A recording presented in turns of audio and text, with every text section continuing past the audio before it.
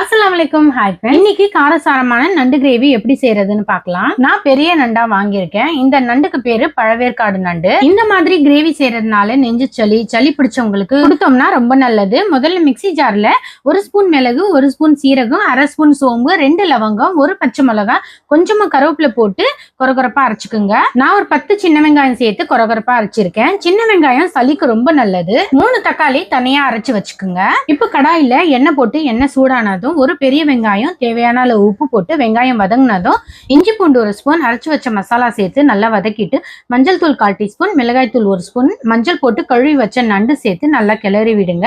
இப்ப தக்காளி பேஸ்ட் போட்டுக்குங்க. இப்போ 1 கிளாஸ் தண்ணி போட்டுக்குங்க. மூடி வச்சு கொதிக்க விடுங்க. அப்பப்போ கிளறி விட்டுட்டே இருங்க. கடைசியா கொத்தமல்லி போட்டு ஸ்டவ் ஆஃப் பண்ணிடுங்க.